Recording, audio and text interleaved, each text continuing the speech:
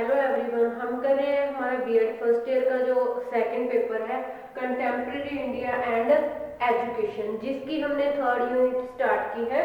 और हमने जो प्रीवियस लेक्चर में अपना टॉपिक स्टार्ट किया था एजुकेशन के रिगार्डिंग, ओवरव्यू ऑफ एजुकेशन, जो 1814 से लेकर 1800 जो 1947 तक जो ओवरव्यू था एजुकेशन की, जो रिपोर्ट्स थी, तो हमने पिछले लेक्चर में मैकाले की जो रिपोर्ट थी वो स्टार्ट की थी, जिसका नाम था मैकाले मिंट। तो हमने वहां पे मैकाले मिंट के बारे में पढ़ा कि मैकाले मिंट क्या था, क्या उसकी करेक्टरिस्टिक्स थी, तो और क्या जो उसका हमने वैल्यूएशन किया था, वैल्यूएशन ऑफ मैकाले मिंट। तो आज हम करेंगे critical study of Macaulay minute की जो उसकी आलोचना थी। मैकाले मिंट का जो आलोचनात्मक अध्ययन था वो कैसा था, क्या क्या उसमें जो हम कह सकते हैं कि जो खामियां उसमें देखी गई थी अकॉर्डिंग टू इंडियन एजुकेशन। तो इंडियन एजुकेशन के अकॉर्डिंग क्या क्या उसमें जो बुराइयां वहां पे पाई गई थी। तो हम आज करेंगे क्रिटिकल स्टडी ऑफ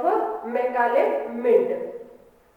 तो हम आज इसकी क्या करेंगे, अपन क्रिटिकल स्टडी करेंगे।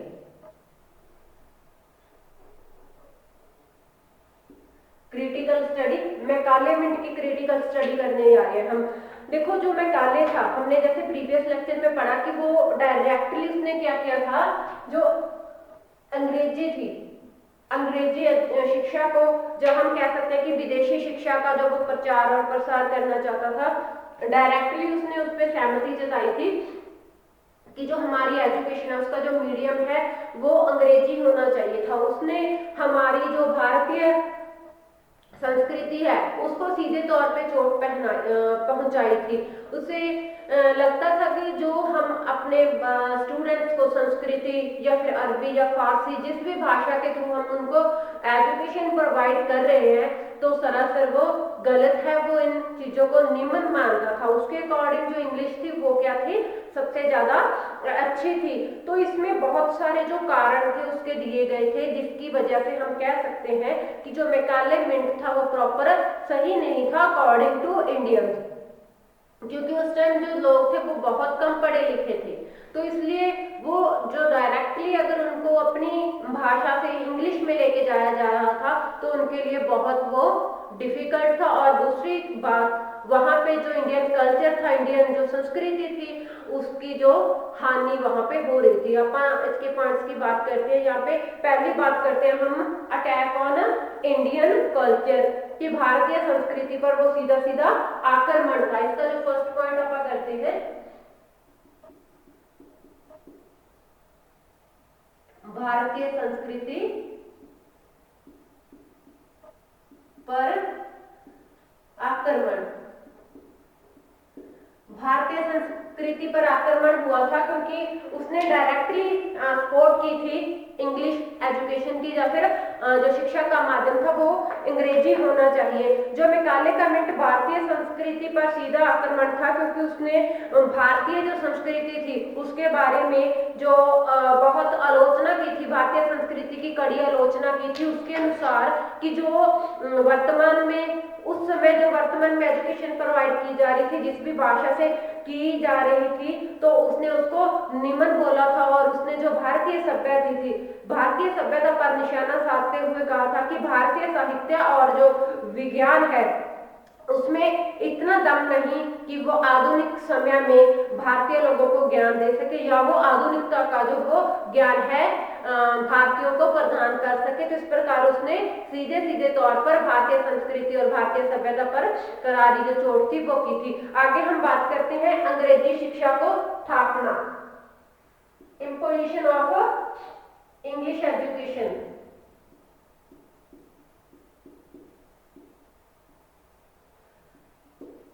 अंग्रेजी शिक्षा को स्थापना, अंग्रेजी शिक्षा की सपोर्ट।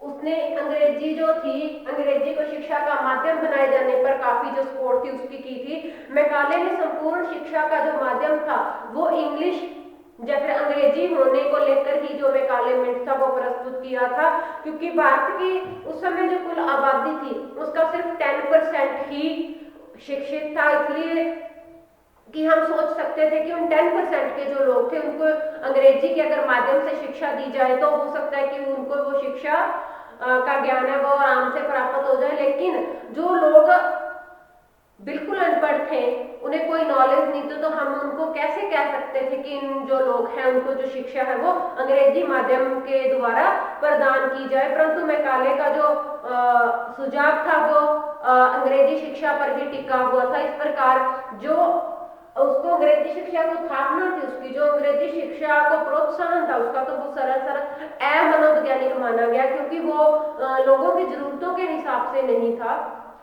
लोगों की जो जरूरतें थी उनकी अपनी भाषा में एजुकेशन की थी, लेकिन मैकाले था वो सीधा सीधा इंग्लिश भाषा को प्रमोट कर रहा था, सीधा सीधा इंग्लिश भाषा के बारे में बोल रहा था कि उन्हें जो हर एक पर्सन को जो एजुकेशन है वो इंग्लिश भाषा के माध्यम से ही दी जानी चाहिए। इसलिए इसकी जो आलोचना थी वो इस रिगार्डिंग हुई थी कि ये कोई मनोवैज्ञानिक तरीका नहीं है, जो सीधी सीधे एक मनोवैज्ञानिक है कि जो लोगों के मानसिक स्थिति कह लें या फिर हम उनकी मेंटल एबिलिटी कह लें उसके अनुसार नहीं थी। आगे हम बात करते हैं भारतीय भाषा तथा साहित्य का अपमान।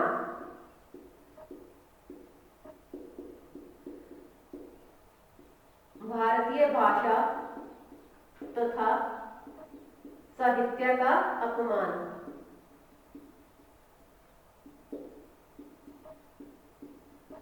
भारतीय भाषा तथा साहित्य का अपमान उसने सीधे तौर पे जब भाषा को और साहित्य को निमन बोल दिया था। उसका कहना था कि जो भाषा भारतीय भाषा या फिर भारतीय साहित्य है वो इस लायक नहीं है कि हम लोगों को जो आधुनिकता का ज्ञान है वो प्रदान कर सके। लॉर्ड मैकाले भारतीय साहित्य और जो भारतीय भाषाओं है उसके बारे में जो विचार रखता था वो उसके बहुत ज्यादा अच्छे नहीं मान सकते। वो भारतीय भाषाओं का और भारतीय जो साहित्य उसका अपमान करना चाहता था। साहित्य संबंधी उसने जो विचार कहे थे वो हम आपको विचार बता रहे हैं। उनके विचार थे कि क्या हम ऐसा साहित्य और विज्ञान पढ़ाएंगे जो निम्न दर्जे के हैं। मतलब उसका जो स्टेटमेंट थी, उसने जो स्टेटमेंट दी थी वो सीधे सीधे भारतीय भाषा और भारतीय साहित्य के बारे में दी थी कि भारतीय साहित्य या फिर भारतीय विज्ञान निम्न है। और साथ ही साथ उसने ये भी कहा था कि हम जो हमारे जो ग्रंथ है, जो हमारा जो ज्ञान है उसका भारतीय भाषा में अनुवाद नहीं कर सकते, क्योंकि भारतीय भाषाओं में उसका अनुवाद करना, ज्ञान का अनुवाद करना वो सही नहीं है या फिर भाषा इस लायक नहीं है कि उसमें जो अनुवाद किया जाए। और उसने साथ ही साथ ये भी कहा था कि जो भारतीय लोग हैं, भारतीय लोगों को ऐसी शिक्षा दी जानी चाहिए जो वो अपने रंग रूप से तो भारतीय हो लेकिन उनका जो ज्ञान है, जो साहित्य पढ़े, उनकी जो बुद्धि हो वो अंग्रेजों की जैसी हो। इसलिए वो भारतीयों के दिलो दिमाग पर जो राज करवाना चाहता था, वो अंग्रेजी भाषा का राज करवाना चाहता था। और वो अपने जो शासन था उनका, ब्रिटिश शासन की जो जड़ें थी, जो नींव थी, उसको वहां पे वो मजबूत करना चाहता था। तो इसलिए उसने भारतीय भाषा और जो भारतीय साहित्य था उसका खुलकर अपमान किया। आगे हम बात करेंगे धार्मिक उद्देश्य की। रिलीजन पर्पस से क्या था उसका,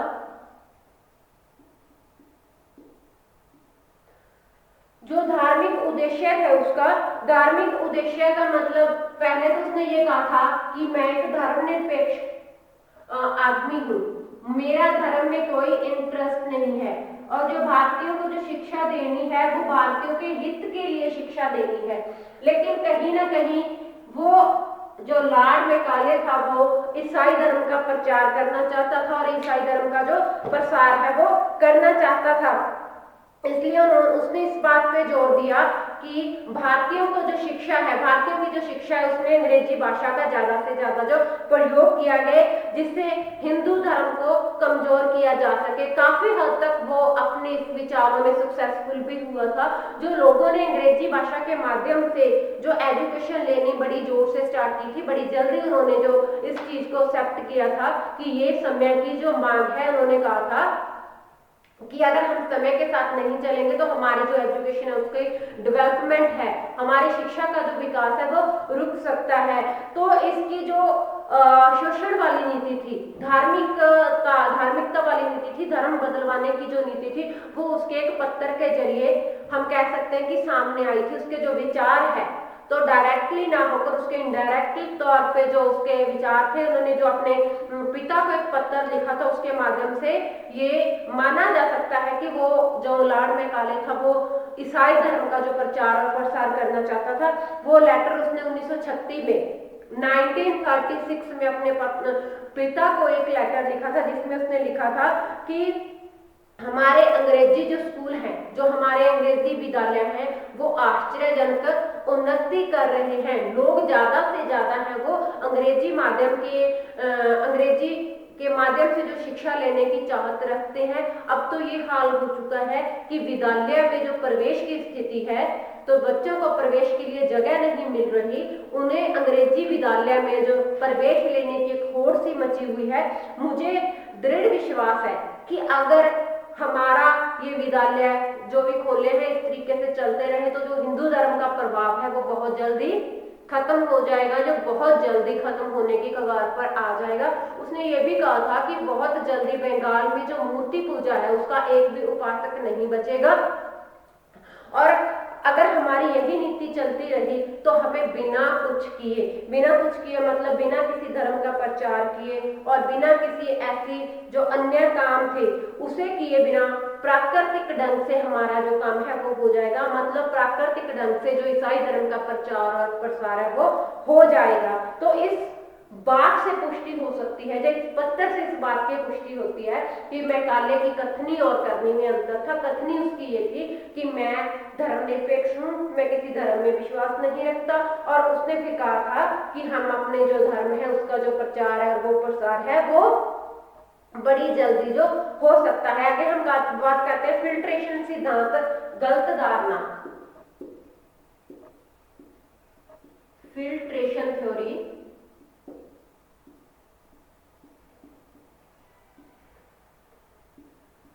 गलत धारणा। तो फिल्ट्रेशन में क्या था, वो डायरेक्टली तौर पे हर एक पर्सन को जो एजुकेशन नहीं देना चाहते थे, उनका मानना था कि सबसे पहले हम करें कि जो अमीर वर्ग है, जो उच्च वर्ग के लोग हैं, जो उनको एजुकेशन प्रोवाइड करें। तो एजुकेशन है वो जो ऊपर से स्टेप बाय स्टेप जो नीचे अपने आप जाएगी, क्योंकि कंपनी के पास इतना ज्यादा पैसा नहीं था कि वो हर एक पर्सन के एजुकेशन का जो जिम्मा वो उठा सके। इसलिए उसने ऐसे वर्ग को चुना कि जिसका दूसरी वर्ग नकल करता है, जिसकी कॉपी जो नीचे वाला वर्ग है वो करेगा। इसलिए उसने अमीर लोगों को जो अंग्रेजी के माध्यम से शिक्षा देने का काम चुना, और फिर उस उच्च वर्ग से जो शिक्षा ट्रांसफर करनी चाहिए निम्न वर्ग को, जो नीचे के वर्ग थे। तो क्योंकि जो कंपनी थी वो शिक्षक नियुक्त नहीं करना चाहती थी और जो ज्यादा से ज्यादा स्कूल नहीं बनाना चाहती थी, इसलिए उसने थोड़े स्कूल और थोड़े शिक्षकों की मदद से पहले उच्च वर्ग के लोगों को शिक्षा देनी चाहिए और फिर उच्च वर्ग की सहायता से नीचे वर्ग के लोगों को जो शिक्षा है वो पहुंचानी चाहिए। लेकिन ये जो फिल्ट्रेशन थ्योरी थी वो ज्यादा देर तक कामयाब नहीं हो सकी। नियर अबाउट 1870 तक ये फिल्ट्रेशन सिस्टम चला। उसके बाद जब लोगों में अवेयरनेस आनी स्टार्ट होगी, क्योंकि जब मैक्सिमम लोग एजुकेटेड होने लगे तो उन्हें जो एजुकेशन की बात है वो समझ में आने लगे, और जो फिल्ट्रेशन थ्योरी थी वो कहीं ना कहीं वहां पे नाकामयाब साबित होगी उनके लिए। इस प्रकार हम इस जो आलोचना है, जो आलोचनात्मक जो हमने स्टेप किए हैं, जो पॉइंट किए हैं, उनके आधार पर कहा जा सकता था कि मैकाले मिंट में जो काफी खामियां पाई गई थी, उन्होंने भारतीय शिक्षा की, भारतीय सभ्यता की, भारतीय संस्कृति की जो वहां पे कड़ी आलोचना की, उसके साहित्य के बारे में, ज्ञान के बारे में अपशब्द कहे। तो इस प्रकार जो मैकाले मिनट है वो सिर्फ और सिर्फ एजुकेशन, ईसाई जो धर्म था या फिर इंग्लिश शिक्षा उसी को प्रमोट करना चाहता था। उन्हें भारतीय लोगों के शिक्षित होने से मतलब नहीं था, उन्हें मतलब था कि वो हमारी तरह जो काम है वो करे, हमारी जो सपोर्ट है वो करे, ताकि जो हमारा शासन है वो इंडिया में इसी तरीके से मजबूत बना रहे। तो इस मैकाले मिनट पे आगे हम करेंगे बेंटिक का प्रस्ताव, कि इस मैकाले मिनट के रिगार्डिंग जो बेंटिक का प्रस्ताव था वो क्या था, जो मार्च 1835 में आया था।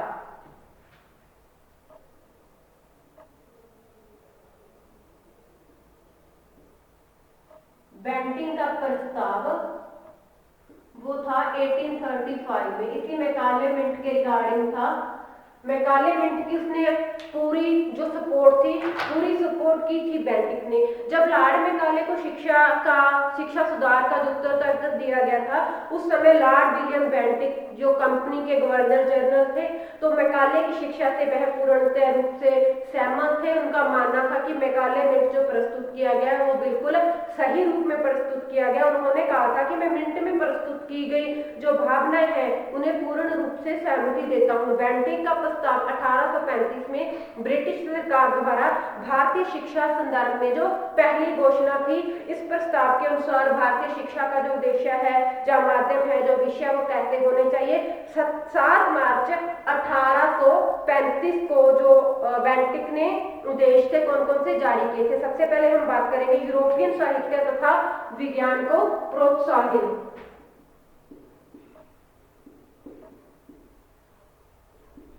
यूरोपीय साहित्य तथा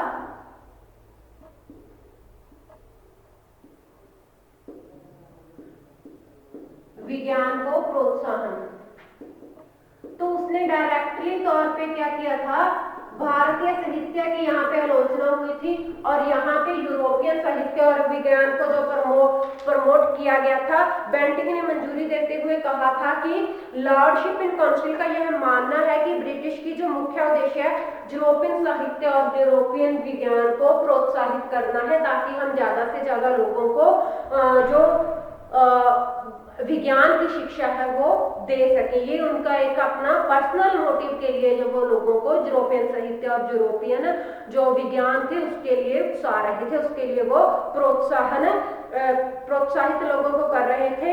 और उन्होंने इस उद्देश्य की पूर्ति के लिए, शिक्षा के लिए जो भी धन रखा गया था, सारा का सारा अंग्रेजी साहित्य और अंग्रेजी जो साहित्य था अंग्रेजी और दूसरा जो विज्ञान था उस पे ऊपर खर्च करने की बात कही थी। आगे हम बात करते हैं, इसका जो सेकंड पॉइंट था वो था मूल अधिगम संस्थाओं का अंत नहीं होना चाहिए।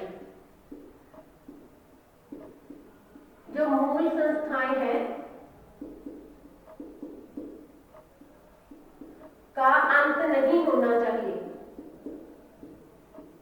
उन्होंने कहा था कि जो पहले स्कूल चल रहे हैं, जो पहले संस्थाएं एजुकेशन के रिगार्डिंग चल रही हैं, उनका अंत नहीं होना चाहिए। उन्हें ऐसी की ऐसे ही चलते रहना चाहिए। वहां जो काउंसिल थी उसकी राय थी कि जो पूर्वी संस्थाएं हैं, पूर्वी संस्थाओं को अपना काम करने दिया जाना चाहिए।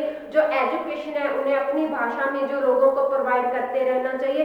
सरकार से और जो इन स्कूलों में कार्य कर रहे थे अध्यापक तथा प्राध्यापक थे, उनको जो वेतन है वो प्राप्त होता रहेगा, जो छात्रवृत्तियां हैं वो प्राप्त होती रहेंगी। परंतु यदि कोई बाद में उन स्कूल्स में छात्र एडमिशन लेता है तो उनकी जो स्कॉलरशिप है वो नहीं मिलेगी। स्कॉलरशिप उन्हीं को मिलेगी जो पहले से वहां में पढ़ रहे थे। इसलिए जो नए एडमिशन थे वो वहां पर ना जाकर फिर वो ऑटोमेटिकली क्या अंग्रेजी स्कूलों में कन्वर्ट होने लगे, क्योंकि बच्चों को जो स्कॉलरशिप की जरूरत थी, हर लोग जो हर एक पेरेंट्स था वो क्या था, एजुकेशन बच्चों के लिए अफोर्ड नहीं कर सकता था। इसलिए उन्होंने जो इंग्लिश मीडियम के जो स्कूल थे उनका रुख करना स्टार्ट कर दिया गया। आगे हम बात करेंगे पूर्वी प्रकाशन थे, जो पूर्वी बुक्स के जो प्रकाशन थे उसका प्रकाशन है वो रोक दिया गया था। पूर्वी पुस्तकों का प्रकाशन नहीं होगा। उसने कहा था कि पूर्वी पुस्तकों का प्रकाशन नहीं होगा। उसने सबसे बड़ी जो बात की थी, जो सबसे बड़ा उसका इफेक्ट था जिस चीज का, वो था पूर्वी पुस्तकों का प्रकाशन। उन्होंने जो नई बुक्स थी हमारे पूर्वी विचारधारा की, उसी की जो प्रिंट थी, उसी की प्रिंटिंग थी वो बंद करवा दी। उसकी जगह जो इंग्लिश लिटरेचर था, जो विज्ञान का जो साहित्य पुस्तकें थी वो सारी की सारी क्या थी, यूरोपियन साहित्य या फिर हम कह सकते हैं कि इंग्लिश अंग्रेजी जो लिटरेचर था उसकी जो बुक्स थी वहां छपवाने का काम शुरू कर दिया गया। तो जिसके कारण क्या हुआ, जब पूर्वी पुस्तकों का प्रकाशन बंद हो गया तो बच्चों के लिए जब नई जो लिटरेचर, नई जो बुक्स आई थी पढ़ने के लिए, नई जो साइंस से रिलेटेड पुस्तकें थी, बच्चों को वही पढ़ाएगी। और उन्होंने सारी धनराशि क्या थी वो वेस्टर्न बुक्स पर खर्च की थी। उन्होंने जो पूर्वी पुस्तकों का प्रकाशन था वो बंद करके अपनी जो पश्चिमी विचारधारा की पुस्तकें थी सारा पैसा उसी पे खर्च करना स्टार्ट कर दिया था। ये बेंटिक ने कहा था। आगे हम बात करते हैं पश्चिमी शिक्षा का प्रसार। बेंटिक ने पश्चिमी शिक्षा का जो प्रसार था उस पे ज्यादा जो फोकस किया, इसीलिए उसने जो कि प्रकाशन पूर्वी पुस्तकों का बंद करवाया था। जब पूर्वी पुस्तकों का प्रकाशन बंद हो गया तो पश्चिमी शिक्षा का ऑटोमेटिकली प्रचार शुरू हो गया। बुक्स के जरिए हो गया, वो मैगजीन के जरिए हो गया, न्यूज़पेपर, जिस चीज के भी जरिए आप बोल सकते हो। प्रेस ने उसमें बहुत बड़ा जो रोल था वो अपना अदा किया। इन्होंने जो भारतीय लोगों के लिए जो पश्चिमी साहित्य की या फिर जो विज्ञान की पुस्तकें वो उपलब्ध करवा दी मार्केट में ज्यादा से ज्यादा, जिसके कारण क्या था, जो पूर्वी विचारधारा थी वो, उसकी जो विचारधारा कहीं ना कहीं बहुत ज्यादा जो कमजोर हो गई थी, वो इस रूप में ये जो प्रकाशन था, पश्चिमी जो विचारधारा का प्रकाशन, जो पश्चिमी जो पुस्तकें थी उसके प्रकाशन के जरिए लोगों में उन्होंने ज्यादा से ज्यादा जो पश्चिमी शिक्षा का प्रचार प्रसार है वो आरंभ कर दिया था। इस तरह विलियम बेंटिक जो प्रस्ताव था वो भारतीय इतिहास में बहुत महत्व रखता है, क्योंकि उसके प्रस्ताव के द्वारा ही भारतीयों में जो अंग्रेजी शिक्षा की, अंग्रेजी साहित्य और अंग्रेजी शिक्षा का जो अवसर था वो लोगों को प्रदान किए गए थे बेंटिक के प्रस्ताव के द्वारा। उस समय अंग्रेजी विज्ञान था जो, या फिर अंग्रेजी लिटरेचर था वो अपनी शिखर पर था, ऊंचाइयों पर था। बेंटिक ने भारतीय शिक्षण जो संस्थाएं थे उनको आर्थिक सहायता देने से इनकार कर दिया, परंतु जो मूल संस्थाएं थी वो उसी प्रकार चलती रही, उनको बंद नहीं किया गया। धीरे धीरे उन्हीं संस्थाओं में भी जो पश्चिमी शिक्षा था, पश्चिमी शिक्षा वहां पे लागू कर दी गई और वहां पर जो एक शिक्षा को एक नई दिशा प्राप्त हुई। बहुत सारे लोग इसको बहुत अच्छा भी मानते हैं, क्योंकि पश्चिमी शिक्षा की वजह से लोगों की जो जागृति है वो लोगों में आई, लोगों ने अपने अधिकारों को समझना स्टार्ट कर दिया। आगे हम बात करते हैं फिल्ट्रेशन की। जो फिल्ट्रेशन सिद्धांत, फिल्ट्रेशन थ्योरी जो मैकाले द्वारा प्रस्तुत की गई थी,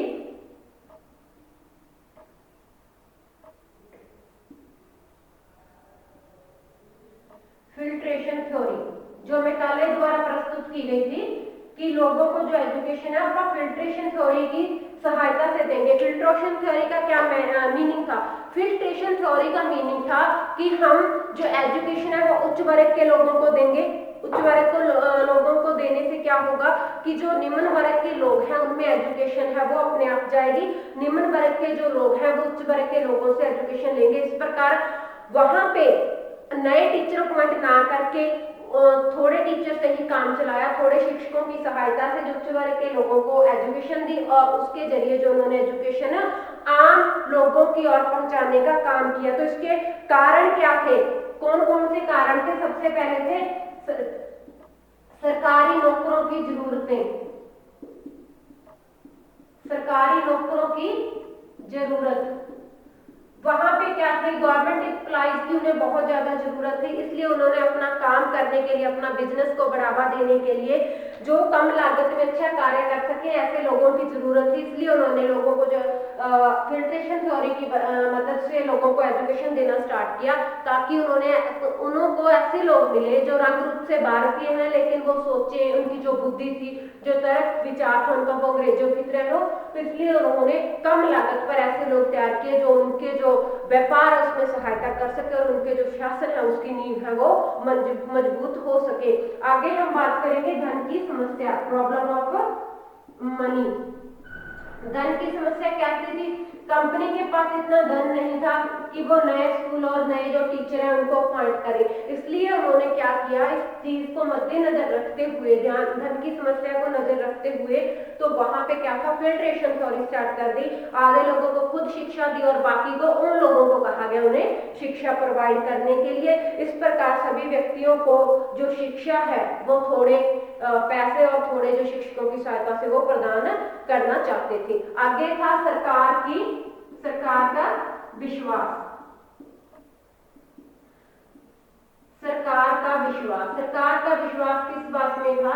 उनका विश्वास था कि हमें ऐसे लोगों को शिक्षा देना चाहिए तो जो जिनकी कॉपी है वो अन्य वर्ग करते हैं, इसलिए उन्होंने ऐसे वर्गों को चुना या फिर अमीर वर्गों को चुना, तो उनको अच्छी शिक्षा दी और उनके फिर रहन सहन में परिवर्तन लाया, जिसकी कॉपी दूसरे लोग भी करना चाहते थे, दूसरा लोग भी जो अपनी जिंदगी उन्हीं की तरीके से जीना चाहते थे। तो इसलिए सरकार की ये थ्योरी थी वो काफी हद तक जो सक्सेसफुल हुई।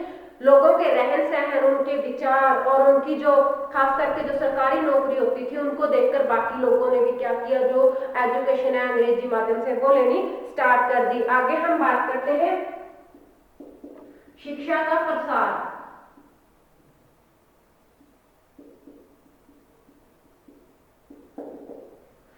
शिक्षा का प्रसार, सरकार का मानना था कि समाज के विशेष वर्गों को शिक्षा प्रदान की जाए और उसके बाद उन्हें साधारण व्यक्तियों को शिक्षित करने का जो दायित्व है वो सौंप दिया जाए, ताकि वो अपने लोगों को, अन्य लोगों को जो एजुकेशन है खुद प्रदान कर दे। तो ये थी उनकी फिल्ट्रेशन थ्योरी, और फिल्ट्रेशन थ्योरी की ये नीड थी कि क्यों फिल्ट्रेशन थ्योरी की जरूरत है, फिल्ट्रेशन की ये नीड थी।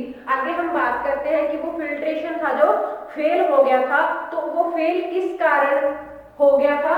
सिद्धांत की हम बात करते हैं असफलता की। जो फिल्ट्रेशन थ्योरी थी उसकी जो असफलता थी उसका क्या कारण था। सबसे पहले इसका कारण था जन शिक्षा का प्रसार। जन शिक्षा का प्रसार का क्या मतलब था कि फिल्ट्रेशन थ्योरी की वजह से धीरे धीरे हर एक पर्सन तक, जब आम लोगों तक शिक्षा की पहुंच होगी तो लोगों को जो शिक्षा का प्रसार था वो पहुंच गया। अंग्रेजी विद्यालय की कुछ जो वृद्धि थी वो होगी। 1854 तक जो वुड डिस्पैच के बाद शिक्षा के क्षेत्र में ऐतिहासिक परिवर्तन हुए। इस प्रकार जब जन शिक्षा का प्रसार, आम लोगों तक जो लोग शिक्षा की पहुंच होगी, तो ये फिल्ट्रेशन की जो थ्योरी है वो वहां पे असफल हो गई। आगे हम बात करते हैं चेतना की। चेतना, लोग जो एजुकेशन के बारे में अवेयर हो गए, जब लोगों में अवेयरनेस आ गई तो हर एक पर्सन क्या था, वो एजुकेशन प्राप्त करना चाहता था। इस चेतना की वजह से जो फिल्ट्रेशन थ्योरी थी वो वहां पे असफल होगी। लोग डायरेक्टली जाके स्कूल जाकर जो एजुकेशन प्राप्त करना चाहते थे, इसलिए नियर अबाउट 1870 तक जो फिल्ट्रेशन थ्योरी थी वो प्रॉपर रूप में वहां पे असफल हो चुकी थी, मतलब फेल हो चुकी थी, जिसका कारण जो अंग्रेजी शिक्षा का ज्यादा से ज्यादा प्रसार था।